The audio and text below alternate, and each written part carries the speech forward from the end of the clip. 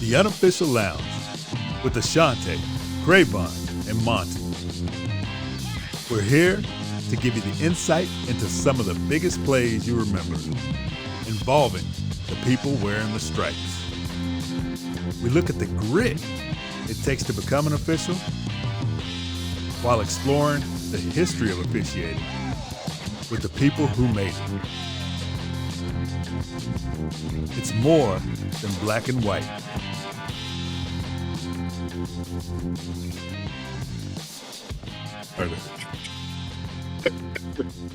Oh, well, shoot. Because if I'm not getting anything there. Frank, say your last name for me again. Szczepanik. Szczepanik. Ashante, you're going to have to record. Oh, you ain't even there. Shit. I got my laptop. Oh, never mind. It just won't record locally. Go. Right, it's recording to the cloud. No. It'll record locally to the system. But we got it. Yeah. If you can hear me, we good. Let's do it. Wow. See what happened? Move to another conference. Man, using a new system, baby. Using a new system. He on week 32. Man, we haven't done this for 6 months. Shoot.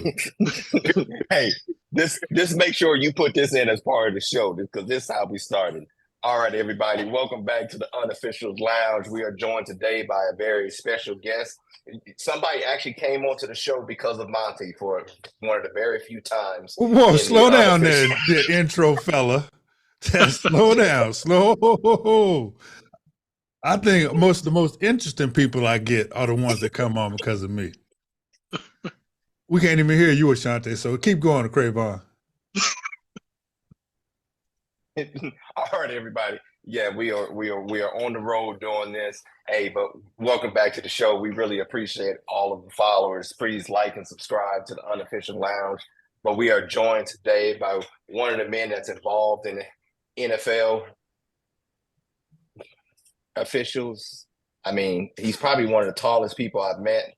I'm gonna ask him at some point. He had to play basketball, at least try, because he is the giant amongst giants. But we're going to keep the tradition correct. I'm going to mess up his name. But please, welcome to the show from the NFL, Frank Szczepanik. See? Wow. I'll take it. I was just saying, I'm excited to be here. I got the round of applause. No, thanks for having me on. And yes, I am here because of Monty. So, hopefully I can add to his guest resume. Thank you, Frank. It's low. No, but Frank, thank you so much for coming on to the show. We really appreciate it. We've been trying to get some people from the office in, so it's great to have you being our first. Especially you being such involved with the, going to camps and the UFL, the XFL. Your face is seen by a lot of officials that are on the field and those that are, trying to move up in the world too. So really welcome to the show. We really appreciate the time with us. And we like to ask everybody, how did you get started in officiating? Yeah, so my start in officiating is a little different than most people. They're a little unconventional. And the story starts back in 2017. So and even actually before that. So I actually started, I'm a baseball guy. I played baseball. I've worked in baseball for a long time. I was a coach for one of the Marlins single A ball clubs in Greensboro. Wow. So were you who was the big giant pitcher back in the day? Randy Johnson? Because you tall, Yeah. I didn't throw as hard as Randy, or else I probably wouldn't be on the show with you guys here. But no, yeah, I was a pitcher. I loved baseball, and that's the path I took. So I had the opportunity to move from coaching to move to the front office at the MLB headquarters in New York, and I was there for probably I want to say about 3 seasons. So I did a lot of international baseball operations. Worked with the World Baseball Classic. I had the opportunity to work with a bunch of teams through the Classic with Team Colombia, who was fantastic. Worked with the Team Netherlands, Team Japan, Team Mexico.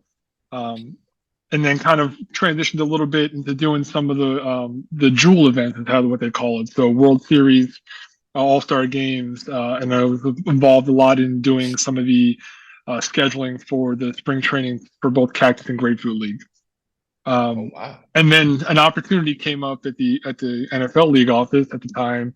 Al Riveron was the SVP of officiating, and I interviewed, and the rest is kind of history. So started at the league office in 2017. Always worked in officiating. Worked through it. Had a couple opportunities in the command center, and they kind of grew from there. So this is my 7th season with the league now in replay. So it's exciting. Wow. Now, before we jump on the football side, let's get back to that baseball, because that sounded like that was some fun stuff. It seems like a lot of travel at that point in time. Yeah, so when it came to the World Baseball Classic, we traveled a ton. We went to a couple qualifiers, Panama, Mexico. We had a couple qualifiers in Australia that I unfortunately didn't get to go to, so it's still on my list. But we traveled a ton all around this country. We had a qualifier in Brooklyn, Miami, LA. So being a part of that world is very, very different, and it's near and dear to my heart. So, Nice. but you said you were So- coaching, right? As for baseball, are you doing drafts and everything else, or? No, so when I first started off, I ended my college career, and then I moved into pitching video coaching with the Marlins. So that was kind of my first real job out of college, and that was fun. We were with the team all the time, helping with analytics, pitching, a lot of the filming that goes on, sending it back to the office for evaluation and scouting. So a lot of 16-hour bus rides and Papa John's pizza. You sure it was Papa John's? Probably not. It could have been some gas station pizza. Well, was it Uncle Mike's? So what school did you go to? So I went to Barry University in Miami, Florida. So D2 Sunshine State Conference. So hold on. That's my bad. You went from Miami to New York. What's wrong with you? So I honestly ask myself the question every day. I miss it. So I born and raised in New Jersey. Went down to school in Miami, and then somehow found my way back home. Wow. So originally from New Jersey, go to school in Miami, work for the Marlins, and then wound up back in New York. Nice. Sure. So you interviewed with Riveron.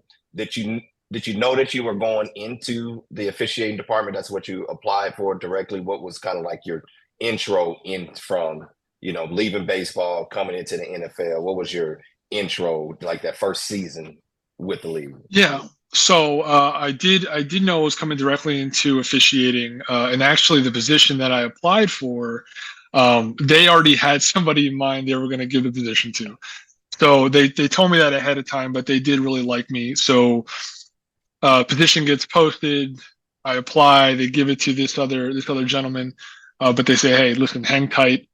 We want to make sure if something does come up, which we think it would, we'd like to hire you on board. So I waited a few weeks, reached out to Russell Yerk, because he was with the department, kind of touching base with him. I said, hey, we're still working on it. Next thing you know, I came into the office 2017 in the middle of week 11. Oh, wow. So that was my first week in the office, right before Thanksgiving, and it was not what I expected at all. They were hoping that I would bring some other league office experience to them. I've had some experience in rules and regulations when it came to baseball, but as you all know, football and baseball and basketball, it's apples to oranges when it comes to rules. So it's very, very different. Very, very different. So whose legs do you have to bust to get that week 11 intro? I don't know what happened, man. This dude just gone. So she's saying Monty equipped with Achilles. So I walk in a week 11 to the AMGC, which is our command center in New York, and they're like, "Hey, you're going to sit here in the front of the room. You're going to answer phones. We've got these 3 big 90-inch screens in front of the room, and it's all operated by a touchscreen in front of the room." So they're like, "Listen, anytime there's something going on, if there's a call, just change the volume so you can hear it throughout the room."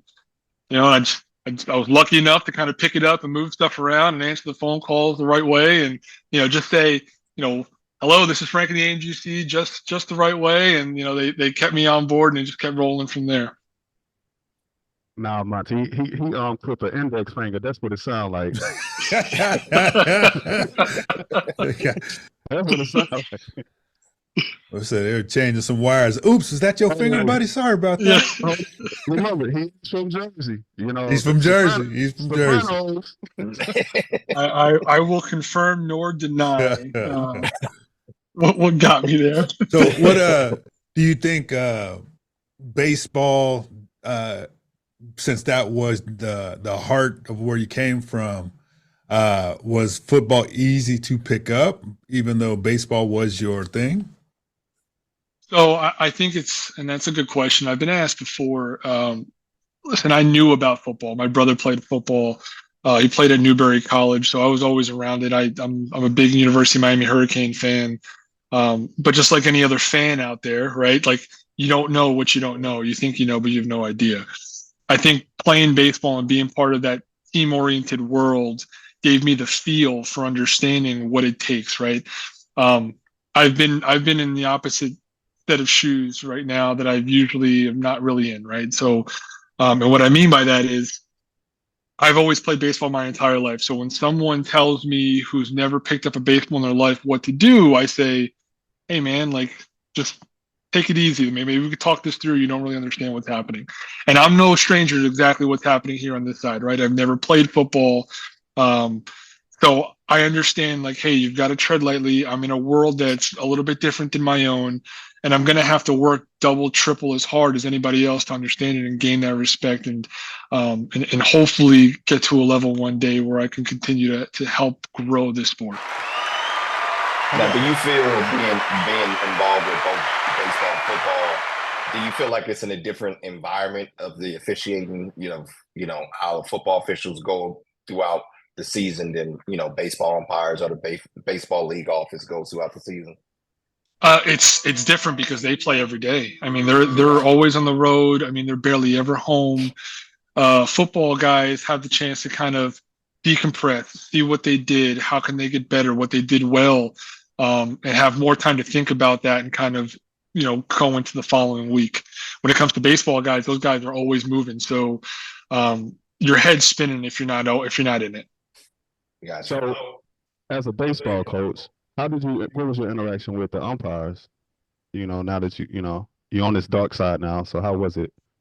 So a lot of the time, I mean, you kind of understand now. You have an understanding of kind of what they go through. People are still going to make mistakes. That's the way it goes. But you can see now. So how many times you got ejected? Oh, me none. No, zero. There was a couple times it got close, but you try to be respectful of those guys, especially when you're around younger guys. You want to set the right example. The last thing you want to do is, we've got a couple coaches in our league that tend to work the border there, but you want to kind of set the right example for everybody. I see why you didn't last long in coaching. You're too nice, Frank. You got to be like.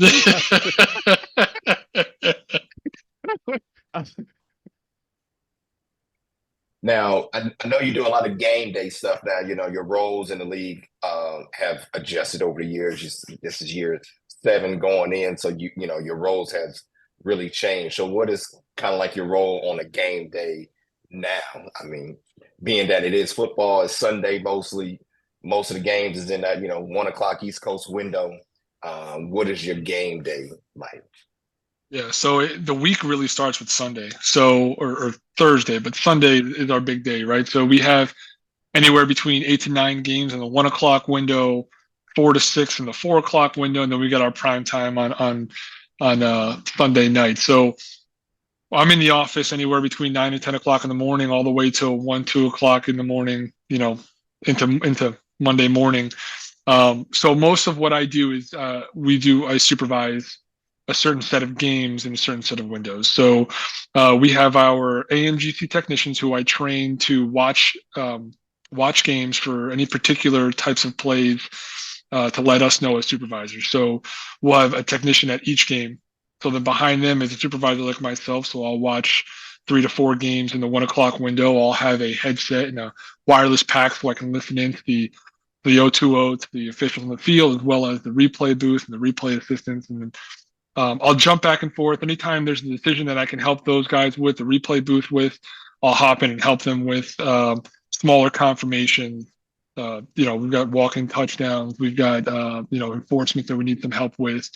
And then when it comes to the challenge decisions, so the challenge will get thrown or we'll stop a game inside 2, we'll have a decision maker behind us. So it'll be kind of split off the room in 3. So the decision maker will come behind us. I'll show the video. I'll set it all up. We'll talk back and forth with the referee, replay official, our decision maker, and then we'll come to a joint decision, and then we'll be off and running. So I'm watching every single play of every single one of those 3 or 4 games that I have in that 1 o'clock window. So it's constant moving around and jumping and listening. Every once in a while, I get to go to the bathroom. And then we kind of break. We got the 4 o'clock window and then the prime time.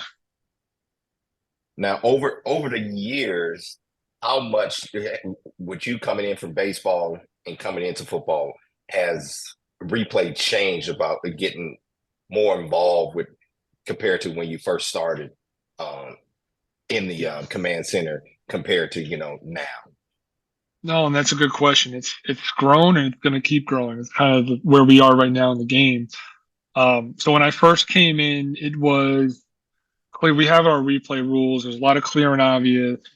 There was no replay assist. That stuff didn't exist, right? And then it turned into the 2019. I think it was 2019, right? It was 2019. The Rams New Orleans PI, which then led to we're reviewing PI, and then it was like, hey, this is a bad idea. We're not reviewing PI anymore. None of that. And then next question. Yeah. Next question. None of that. No, we ain't moving on, Frank. That was a great. Yeah. That was a great scenario. That caused replay to change. So, moving on. Yeah. And then from there, we just kind of grew the replay assist, and then as a part of the replay assist, and even the change in the system itself, right? We had a internal system that the NFL used, and then we moved to Hawkeye and worked with the Hawkeye team and Russell Yerk to kind of develop what we have now, and then now it's going to continue to grow even with this year's new rules and what's coming with replay assist. So it's continuously developed and it's going to keep changing as we go. But we just want to continue to keep our principles of keeping the game officiated on the field, right? And not re-officiating the game in replay. So how was those new spring leagues? How did that help with the change in replay? Because they did some things that you probably thought, did you take from some of those leagues to try to incorporate not the 8th official they had, but something other to get involved? Did you take some of their nuances? I try to incorporate it, or yeah. So competition committee wise, and the NFL, I mean, it tends to be traditionalist, right? So we want to keep the game as holistic as possible. And what those new spring leagues do is it gives us those opportunities to see what they're trying and what they're a part of. It lets us potentially put some of our MDP officials out there to kind of see them work a little bit. And I think the spring leagues are fantastic.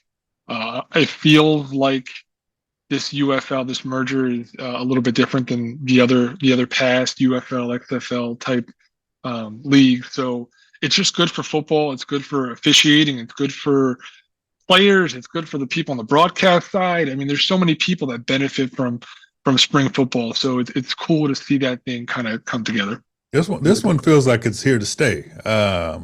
This one, since they combined the two leagues, it seems like the play got a little bit better this year. So I think this one has a decent chance of sticking around. Looks like the crowds may be a little bit smaller than they were. Blandino's not hiring you, Monty. What's that? Blandino is not.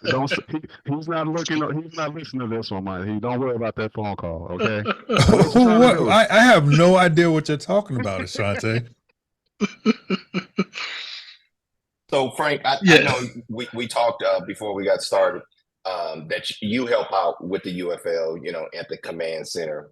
Is what they're doing, what you do helping out there, similar to what you do on a day-to-day game day for NFL, or is it more involved since the UFL, Mike Pereira and Dean Blandino have a little bit, I would say a lot more leeway to get involved in the NFL rules allow?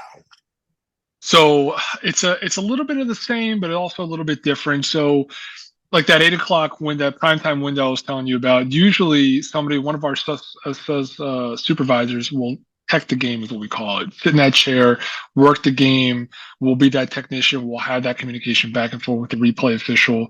We'll talk with our decision maker next to us. So it's a lot similar to that. So I'm watching the game. I'm actually working it, hands on the controller, looking for those angles, sitting with Mike, sitting with Dean, talking with them on potential different calls. Take a look at this angle. We may want to stop this. But it's also understanding the rules too. It's a totally different set of rules, understanding what we can and can't do. There is a lot more leadway on with those guys and what they can do. So the best I can support them as possible to kind of make sure we can help that game flow. It's a little bit different than the UFL than it is in the NFL when it comes to game flow and kind of rules and entertainment. So it's exciting. I'm learning a lot of different things, trying to hopefully bring it back to the league office as well. Yeah, I saw one game where they were trying to say that the team should have challenged a penalty that was not called on them because they threw an interception, and they all started. I was like, "That's a thing." Well, it's interesting because when you have the capability of challenging anything, this is kind of the area that you kind of get into that's a little bit sketchy, right? So when you have that opportunity, there may be times where you're challenging that you did something wrong in order to save yourself from something bigger. Right, and that's exactly what happened here. Right. Well, you kind of mentioned it earlier with keeping the game holistic, and me being, I've grown into become a huge Dodger fan, so I watch a lot of baseball. And you have one side of the crowd that wants the robo refs calling balls and strikes, but yet the holistic part is, if a guy got a no-hitter going and it's in that threshold of, it's not the perfect strike, I want that umpire back there ringing them up, like, hey, just know the flow, the holistic part of the game. Like the officiating, we're not a part of the game, but the human element keeps the game moving. And because people went, hey, you wanted everything right when it goes for you, but you don't want it when it goes against you, right? And that's kind of one of those things that I've learned in baseball. And it's the thing that I try to, it's tough to coach. And honestly, it's either you have it or you don't. And that's feel, right? Having a feel for the game. And that type of situation, Cravon, you're like, okay, well, man, that's right on the border. It's tight. This guy's clearly not swinging.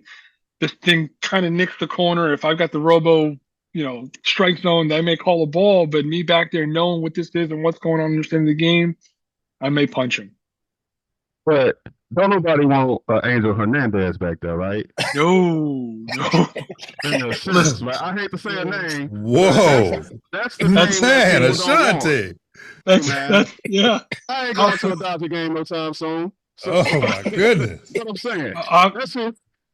I won't be commenting on Angel Hernandez in the case, or any other official in the case any of them are listening to this podcast. That's who's the face of who they talk when they say they need robo refs, right? In the sense of that because they always go to the extreme, right? Like that playoff game you talked about. We went to the extreme of this wasn't called, so this is why we need it, right? So no one, you're right. So that's what I only threw that name out because it was an extreme case. Not because he calls a great game, So it's too late to walk him back now, Chief. You can't walk that back. We just all want you to stop talking so we can move on. I know, or you're hoping that somebody really cuts that out of this podcast. Oh, I don't believe which chances are we're leaving it.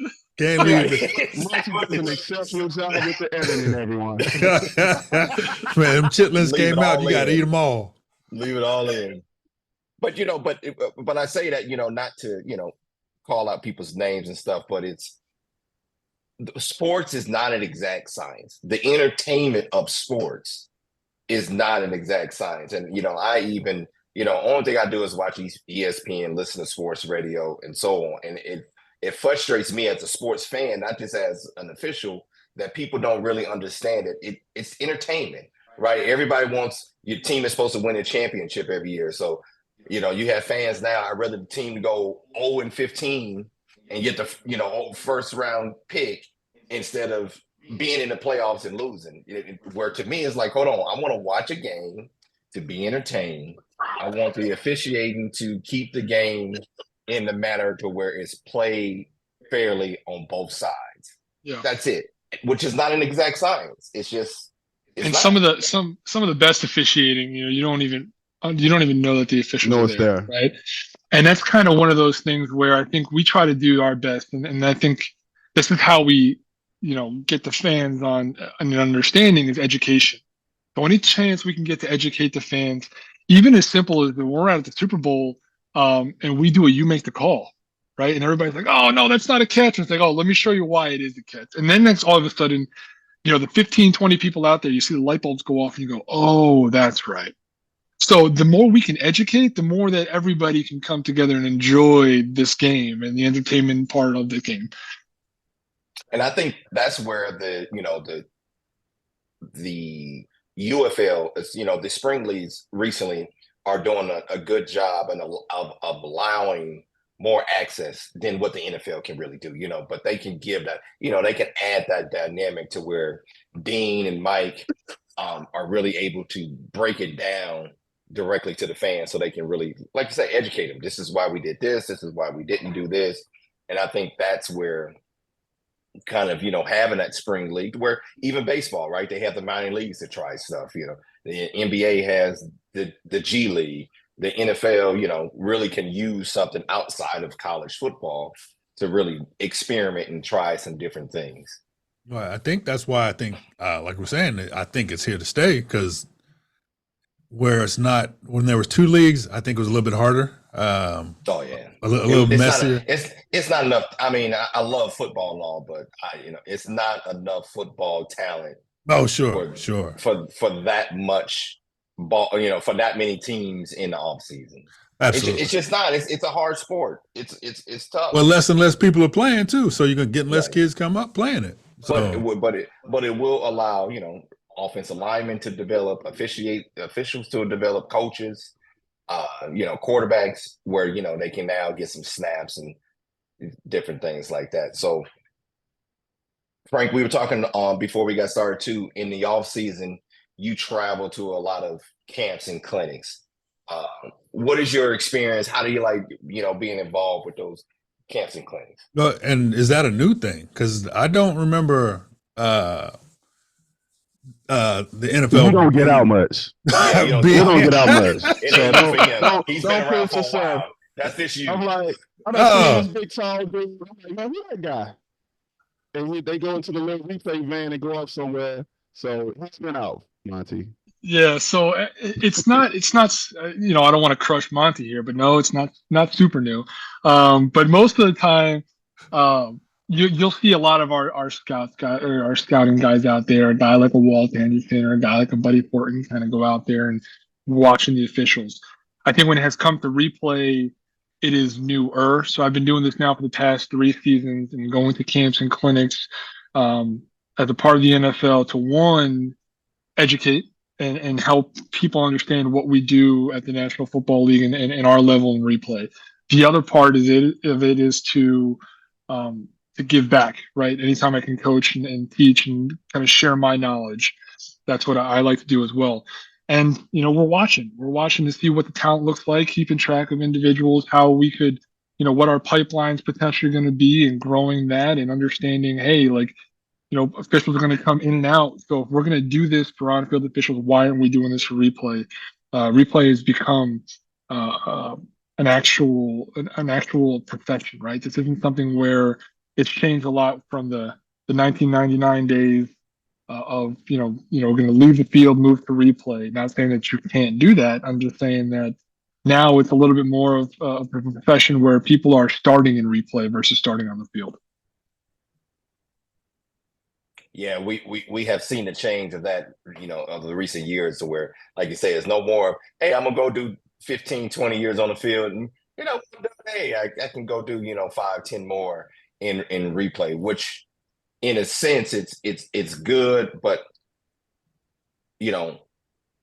I think it's nice to see you out at camps and seeing the on-field stuff for somebody that doesn't have that experience about being on field can still relate to it compared to somebody just going straight to the replay side of it. Talking with Blaine Dino, you two are one of the better guys I think involved in replay that hasn't stepped onto the field, that really have an interaction with us on the field to kind of gauge, hey, this is what's going on, and understand that, especially in the NFL, there's only 7 officials on the field.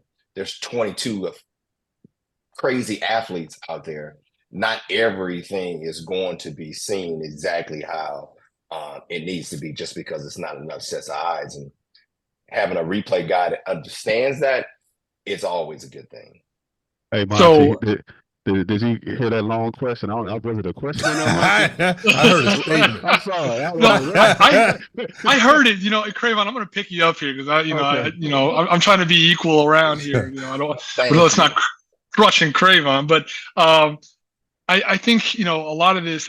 First off, thank you for mentioning me. Don't tell Dean, because you're probably right. You probably won't listen to this, but thank you for mentioning Dean and I in the same breath. No, this really started when I first came in the league in 2017, and I got to credit Wayne Mackey, the late great Wayne Mackey, right? So I remember the season ended, and I just wanted to keep learning. I was enthralled with it. I wanted to be a part of it. He turned to me and he says, "Come on, young blood, we're gonna go to a clinic, and you're gonna learn yourself something." And I said, "Yeah, okay, where are we going?" He said, "We're gonna go down to Baltimore. We're gonna go to Tom Beard Clinic. That's where I started with Tom. And on the way, I'm gonna tell you the story." So we got in his. At the time, he had one of those SUV Mercedes. We're going down 95. He's blasting. I mean, old school music. He's checking his iPod. It's going 100 miles an hour. He's not looking at the road. And I'm like, Wayne, are you gonna get there, man? So we get there, and we're on field, and he was like, you're just gonna walk around, you're gonna learn. And I'm walking around back judge with Greg Steed, and I'm coming down the sideline with Ernie France, and I'm learning so much of these guys, and I'm seeing the passion and the teamwork that I'm usually used to being a part of that. And I said, man, this is something that I want to continue to be a part of. How do I make this better? And then right then and there, I knew that, hey, if I'm going to be a part of this, and I want to be a part of this and make this what I think it could be, then I need to bust my backside to do it. And that starts with understanding, right? I need to know what you're looking at, what you're understanding, what you're seeing, in order for me to help you upstairs. Right. And it's not saying that I'm going to re-officiate it. It's saying, like, hey, any chance that I can help my teammate out, just like if a guy was coming in, kind of, one guy's waving it off, one guy's saying it's a catch, they're coming together. How can we have that upstairs as well? And it's all about efficiency, right? Just trying to make it quick. That's it. We're going to be right too, because we don't have the luxury of being wrong in replay. Like you guys on the field see it in a millisecond. We get to rewind it, slow motion, so we can't be wrong. There you go. Awesome. Now, how much pressure is it on you guys though about that efficiency? The not just being correct, but the speed, right? Because nobody wants that long delay. So how important is that? Is the speed and the working through all that? It's important, right? When we're talking about replay assists, we're saying, hey, if the play clock's at 20 and we don't have something clear and obvious, we're not assisting. If once we get into a replay review, we've got a timer on us. We have a 60-second timer on us. We want to continue to make this game move, keep the game flow moving. If we're overanalyzing and I don't know, like, we're gonna stand. There's no point in trying to make it something that it's not. So it's always in the back of our minds about being efficient, but I think it's more important that we're correct. Okay. So how long did it take for you to get comfortable? And Dean said it took him a while to get comfortable in that setting for your transition, like just to be comfortable in the room when they walk in, when you open up and say something, they say, oh, they listen. As before, like it took 4 people to confirm it. Sure. No, I think it just takes some time, and I think a lot of that just like anything else, is the more snaps, the more reps you get, the better off you'll be. And I think a lot of it is understanding the rules, knowing, having that feel of when to jump in, when not to, um, spending the time. And I've always tried to use this to my advantage. And I think that I do it well, is knowing your personnel, right? So I know that a certain guy likes to talk a lot, then I'll jump in and talk with him a lot. If I know a guy doesn't, then I won't say anything. If I know that something makes this guy nervous, I'm going to try to make him feel at ease. So anything that I can help the process, I think slowly buys you that credibility. And that's what I work towards, and that's what we try to be the best we can be. So when did you pick up that tip though, right? Just reading the room, because that's the hardest thing for anybody to read the room. So Yeah. Mostly it started when I was like 5, when I said something out in public and my mom said, You got a smack in the mouth. yeah, got hit over the head. It wasn't yeah, the index finger clipping. Yeah, uh-huh. So that's kind of when it started. So Okay. somebody says something, and I'm kind of just stand there and kind of watch. But sometimes Ashante's still trying to learn that right now. He's still trying to learn. That's why he asked the question. Hey, you got a hard head, thick. Hey, Look at it, thick. Frank, ain't no wrong with clearing the room, No, and it's I think listening is underrated, right? So Yes. I think the more you listen, the more you'll hear the cues of what somebody's really trying to say. So listening is huge. Okay. Now, Frank, we talked about your game day during the season.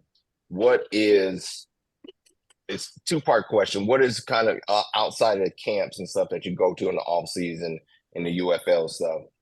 What is kind of your off season work that you do, to prepare going forward? And then with that, what's the off days like? Non-game days during the season. Like, what are you doing? So in season, it's crazy, and you think in the off season it slows down, but it really doesn't. And I guess we'll start with in season. So a lot of the things I also do is I work with our game day assistants. So we have a group of people at every single stadium that works play clock, game clock, coach to player, video operator, the guys in the field you see with the tablets. They're all officiating GDA. So we have our primaries, then we have backups. So I manage all those individuals all across all 32. So it's about 500 people. So we're doing reviews. Got a shot, 500. 500, yeah. I know. I think I applied for one of them. Yeah, those guys. So a lot of those guys, we're talking to them at the week, what they did well, what they can do better, sending out memos, tweaking mechanics. So a lot of that game day assistant stuff we also do. I also work on our AMGC technician program. So I train, hire, work with the technicians who actually work the game. So I bring those guys in and work with those guys and train them up throughout the season as well. So in addition to that, I'm talking to our replay assistants throughout the week, talking to them on some things that I've heard throughout the game that they can get better on. I may call a replay official. They may call and say, hey, Frank, something happened in the game. What do you think? So it's constant communication, working with our SVP of replay on training tapes and different things for calls throughout the week when we're training our replay officials, clinics. So it's an ongoing process throughout the year. In the off season now, we have clinics, and then it really comes down to the competition committee stuff. So the new rules, being a part of those things, trying to help. Where can I help find some video, or maybe we have a discussion about certain type of replay rules. I can hop in and help, and then it turns into, okay, well, now we have our changes. Now we need to go share it with the world, our coaches, our replay staff. What does that look like and sound like? And then preparing for the season with all those hirings of game day assistants or training of the AMGC technician. So it's always a huge revolving door of just preparation work. Now, with saying that, you have a lot of different people that you are in because you say the game day. We're talking play clock, kicking ball guys, chain guys, play clock, the helmet to coach, right? That you're dealing with.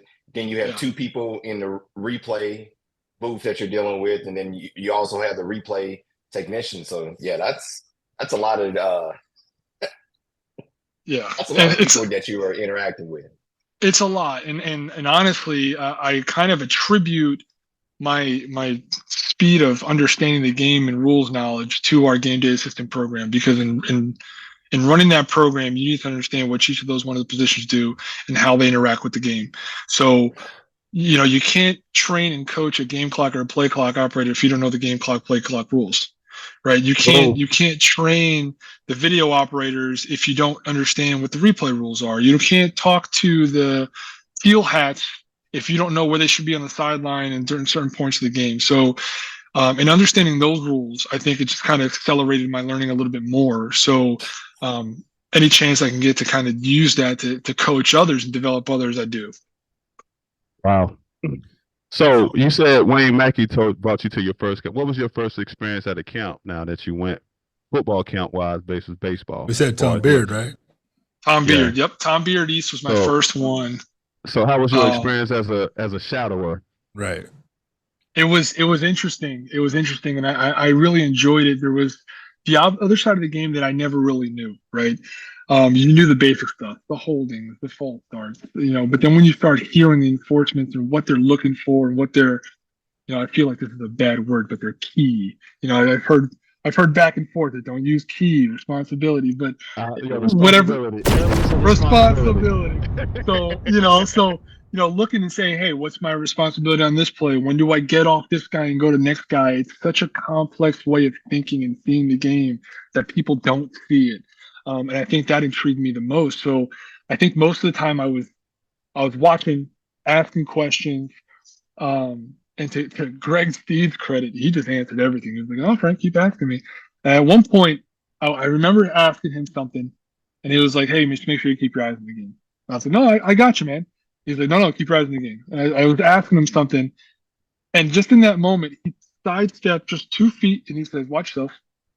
And I didn't even see it. This ball comes flying over the top of me. 2 players come over, and thank God I took 1 step and got out of the way. And he was like, "I told you got to watch the game." And it's just in that moment you realize, and this was semi-pro, how those guys are out there in the semi-pro games.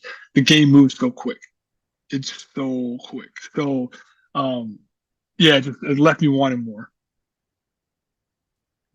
Now, being on a different side of it, you being a fan, your brother played, you was a fan, and so what is something that did you have that aha moment of fan to, wow, this officiating is this? Hold on, this is. I know as a fan, I want that as a hold, or why are they doing this? Yeah. So now it's like, oh, I get what these guys are doing. Yeah, and I think I have a lot more of those aha moments when I talk to guys like my brother and my dad, and they're like, "Frank, it's like, why did they do?" And I was like, guys, let me tell you why. And I think you hear it in their voice when they say, "Yeah, but I don't like it." Oh, listen, that's fine. You don't like it, but that's the rule, right? So, right. We're here to enforce the rule and uphold the integrity of the game, whether or not you like it. Someone's not going to like it. So I think the more, aha moment wise, I think the more I see plays, especially niche plays that you only get during a test in the off season. When you see something like that, you say, oh, okay. I got it now. And those things are almost a little too complex to explain to the average fan. And it's just understanding how in depth this goes, and you can see the rule book just by looking at it. You always have one guy in the crew who's your rule guy. And just knowing that everybody's on the crew. Everybody. Everybody on the crew. Check that. Guy, okay. Everybody's your crew, your rules guy. But just knowing that you've got guys who are been here for 10, 15 years. Yeah, so knowing that you got guys who have been on a crew 10, 15 years and they're always freshening up on the rules. So everybody, you're all in the same boat, kind of working towards the same goal. You know, and I think you being a baseball guy and then coming into the football world, I tell people this all the time that, call themselves sportsmen. Football is the only game that is constantly adjusting, right? Rule changes that people may think it's not that big of a deal that wind up being, we'll spend the whole off season talking about because they changed one word in the paragraph. We'll spend a whole off season about it. Where, baseball, basketball, it's not much rule changes. Baseball, it was the clock, the pitch clock now that's their first really big shift. No. Universal DH. Well, but we all saw that coming to where it was the switch. Everybody, you know what I'm saying? Right, but just look how long it took them to do that. To where football it's like every off season there's a rule that's going to affect the game in a major way. Moving the PAT back. Now we're dealing with the kickoff, blocking zones. Hits on a quarterback. All this stuff. How much replay can be involved. Football is just a constant adjustment in the rules compared to our counterparts of other sports. I mean, take a look at the ARs, right? And whether it's the college rule book or the NFL rule book, like those ARs, you can go on and on and on. And there's a thing I like about, and I think this is bigger in replay, but there's a thing I love about officials, and there's a thing I hate, but the same thing I hate about officials sometimes is you can get into the what ifs. Right, the what ifs are great. Yeah, get into what ifs. But the what ifs can also kill you, man. Like what if? And it's like, that's a good way of thinking. Next thing you know, you're down a rabbit hole on what ifs. You're like, you now went from Rule 3 to Rule 12, and none of this is ever going to happen. And like, do we have to make a new rule for this? Is there a new way out? It's like, guys, like, come on. So Frank, it's good that you said that because Ashante, especially. Because he's around me more than Monty is when it comes to on the field stuff. I say in the off season, on field officials, we waste more time on the what ifs to where let's just get the basic stuff that we deal with 99.9% of the time. If we handle those what ifs, we can work through. But you'll spend the whole off season on what if this, what if that, and you talk about a play that's going to happen once a year. And I'm not talking about once in the game, once a year of every single game of the season. That play you just talked about is going to happen maybe once. And so Frank, what about Super Bowls? Have you been able to participate in Super Bowls? I've been extremely lucky in my participation in Super Bowls. So I have been to Super Bowl everywhere from 53 all the way up to 57. I've been in the booth working in some sort of capacity, whether it be the video operator or helping our replay staff or being a spotter. Usually we have an excess amount of camera angles. This last season, 58 was the first time. I haven't been to the Super Bowl since I've been here. We actually worked in New York for the first time. We had 100 in Vegas. You didn't get to go? No, did not go. So So I went leading up for the actual game. We worked in New York. We had 106 camera angles. So it was a fun game, but it's always fun being there and being a part of it. And then 57 was near and dear close to my heart because I was actually the replay assistant for that game. Work with Mark Butterworth. We got a ring. No, so I'll tell you what. Well, maybe that's a story for another show, but unfortunately, no ring because I was a staff guy, not a crew guy. So working with Carl Sheffers, Mark Butterworth, and all those guys on that crew, it was so much fun, and it was awesome. What's the difference in pressure from working a regular season game to that Super Bowl? Really? So yeah. I mean, I'll tell you. Hold on, Frank. So Monty, what was the difference with the Pac-12 championship versus the regular? We're not talking about me today. I'm just saying. We're not talking about me. Since you got your championship ring. We're talking about the Super Bowl versus the Pac-12 championship. I think there's a slight difference. It's pressure. But let the man talk. Yeah. No, I think So I think there's a phrase somewhere out there that I do like is, pressure is, somebody not being prepared, right? And I think if you think about this in a kind of a bigger sense, right? So on any given Sunday, let's say there's 150 snaps in a game. I'm watching 3 games at a time, a total of 4 or 5 games in a week. So now we're talking about 700 or 800 snaps in a week when the average official's only seeing 150. I get that times 18 in the regular season, plus preseason, plus So where are we at? So I've got all these snaps under my belt, and if I can't show up prepared to whether it be a Hall of Fame game or a Super Bowl game, then I need to change my approach. That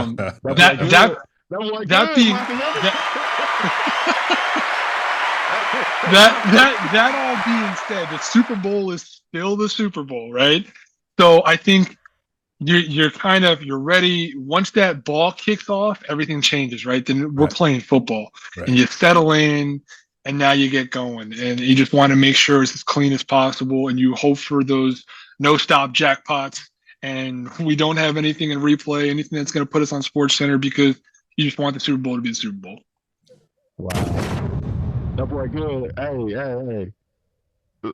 Okay, so Frank, let's talk about something we didn't discuss. I know you just didn't get here on your own, like mentors you had on the way to like help like stay the path, because I know that there had to be a point when you was doing base at the MLB and NFL where you was like, hey, I might want to start selling real estate.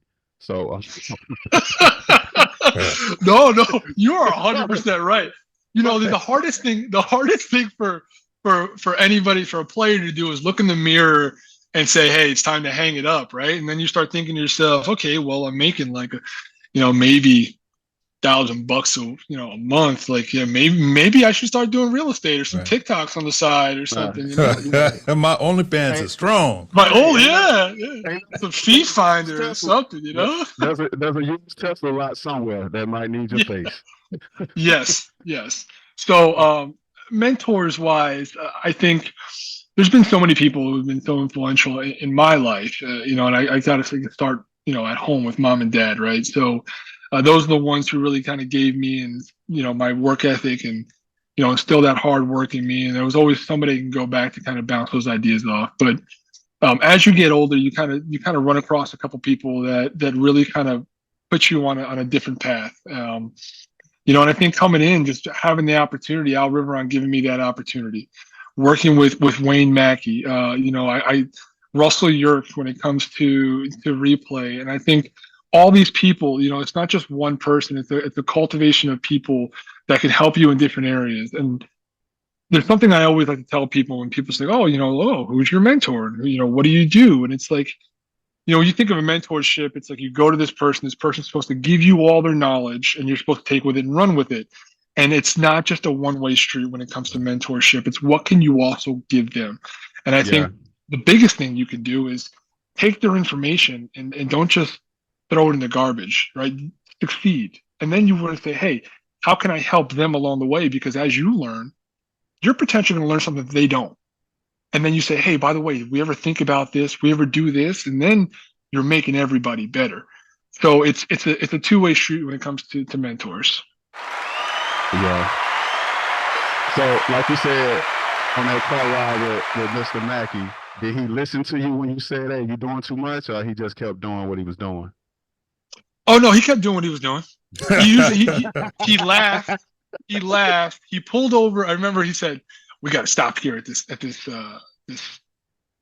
kind of off the road gas station off the turnpike." I said, "You gotta go to the bathroom." He's like, "No, I gotta get some Auntie Anne's." I said, "Wayne, you hungry?" He said, "No, it's a tradition. I'm gonna get some Auntie Anne's, but I'm gonna tell you this right now. You better get your own because I'm not sharing with you." So I said, all right, I'm good, man. I don't need any. I said, all right.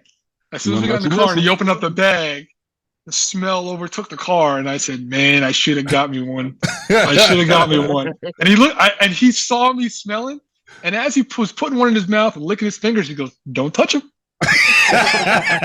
Oh, he knew right away what I was thinking. Like I told you, I wasn't sharing. Yeah.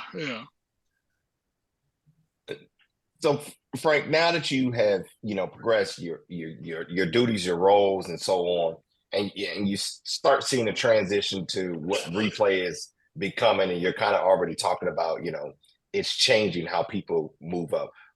Would you give because we get a lot of younger officials listening to the show. Yeah, that's the only people listening to the show is officials. Anyway, Monty. Is there a there's no exact path, but is there a way for somebody to start initiating themselves into the replay side of it? I think just knowing that, hey, this is now a career path, right? This is something that the earlier you get into it, the better you are, right? Get into it early, you'll have that opportunity down the road. I think also understanding that this thing takes time, right? We are still very early in the replay process and kind of where we are and where we came from. You talk to Ernie France, he'll tell you the reason why replay is back is because of him in 1999 when he messed up a call, and now it was so bad that they had to bring replay back. So I think a lot of it is starting early, being involved. I hear people on the dean calls. Oh, I'm on the dean call. That's great. You're growing your knowledge, but I think at the same time you've got to be active somehow. These clinics are fantastic. Being a part of the clinics, learning, getting snaps. Careful with the clinics, though. You don't need to go to 10,000 clinics and spend $10 million. So go back. Repeat that statement. You don't need to go to every clinic and spend all this money on these clinics. Find a clinic or two that really. Play it lightly. Watch your back now. There's gonna be some hits. Yeah. No, I know it. Listen, I'm from Jersey. I'll take it, man. I know how to handle myself. No, the clinics are great, and it's understanding, hey, learning from different people. Maybe this year I'll go to these two, and next year I'll try these, and whatever it might be, whatever works for you. But getting involved, and I think trying to find a college conference coordinator, starting low, getting into replay early, and talking with those guys, because this is always evolving. There's always change. There's always an opportunity, and it starts at the assistant. I guess at the college level, the assistant communicator, then it's the communicator, then it's the replay official. So, even if you're getting in on the DV sports side, right, where you're trying to, you're a technician, right? There's always something you can do to kind of get yourself to where you need to be. And snaps are important, right? Snaps. Sometimes they get a call like, hey, Frank, I've been, I'm excited. I've been in replay and I want to move to the next level. What does it take? And I say, okay, tell me a little bit about what you've done and where you are. And so, last year was my first year as an assistant communicator, just at, Northwest Iowa, and I was there for 3 of the 12 games.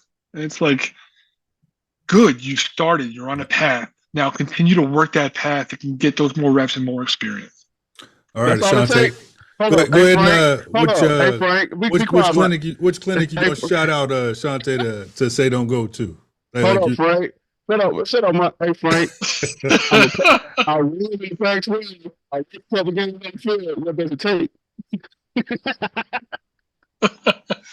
So, you were coming in and out. I heard something about Pac-12. I heard a tape, and then I heard don't go to Ashante's clinic. So I'll roll with that. Exactly. Yeah. I'm glad you didn't hear that part of it, Frank. Yeah, because Ashante is being Ashante. But I'm curious. I need a job. Anyway. You know what, Ashante? Send me your resume and we'll talk after the call. See what we got. Yeah, he got a round file right next to him, underneath the bathroom sink. But with that, Frank, I mean, I'm glad you said it. I think it's important that officials go to camps, they go to trainings, they be involved. But then you have guys, and I'm sure you've experienced it, to where you look in the off season and I haven't been able to get out to as many camps this year as I've done in the past, but I would go as a clinician to 5 or 6 camps and I see the same people at all 5 or 6 camps. It's like, get some of that information, work on it, and then go to the next one. You don't have to go to all of them. And there's so many ways you can work on it. And people are like, well, how do I do that? How do I work on stuff if I'm not actually there? Well, here's a great way. Everybody and their mother at this point has access to DV Sport. Just pull up any game you've never worked and just watch it and work it. If you're watching spring games, just sitting on the couch, just work it, right? Go through your process. Those are free snaps. And I know it's not the same. You can't see the field, but you can still get some of those reps and work some of those things in.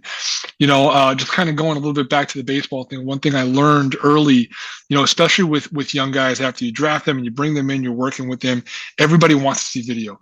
Let me see how I swung today. Let me see how my BP went. Let me see how I was pitching. Let me see what was my third inning compared to my third inning last game compared to 3 weeks ago. And there's such thing as too much video, right? If you're watching too much of that video, you tend to get in your head and you try to tweak things that don't need tweaking. Just understanding, hey, this is my basics. This is what I need to work on. How do I continue to sharpen that to be an individual, be myself? I don't have to follow exactly what every robot says and does. That's what makes officials special. I would agree with you. It's funny you say that because Ashante and I was actually going to a scrimmage today. So we rolled down together and we were talking about it. And I was talking to another official and they went to a clinic and the person standing behind them told them to do, A, B, and C. And then they went to go work a practice at, one of the colleges and they were trying to do those same things. And it's like, guess what? You got to know where you're at. That didn't work at that point in time. That it works here. Read the room.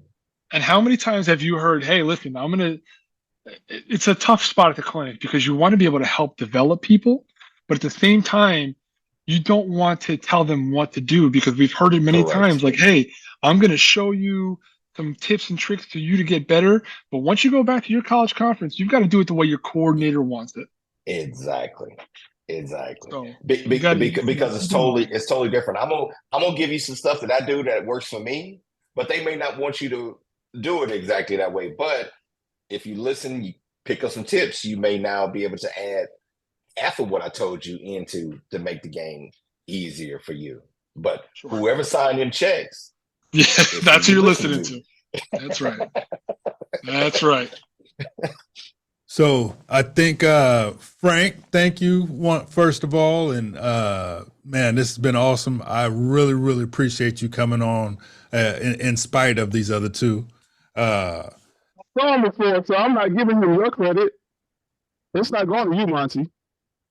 The what? Well, we talked about this earlier. So hopefully, Monty brought me on the show. Hopefully this is one check mark in Monty's list for the season. Hopefully we can continue to move in the right direction. Well, you know what, Frank, I really, it's great to have you on the show. You and I have interacted, for over the years, but it's cool to get to know you. And, I think we need to have you kind of like Dean. We need to have you on every year, because things is always changing. So, I know Dean's going to give you a hard time, but I would love to come back. Thank you guys so much for having me. To be honest, this is my first podcast, so this is a pretty cool experience. You guys are going to go down my list. That's sweet. Hey, really appreciate it, Frank, especially you being up late on the East Coast for us. Thank you for your time, sir. Look forward to seeing you. Hopefully I'll see you at one of the camps or on the UFL game. Just be nice to me when you're in the replay booth. I'll try. Thanks so much, guys.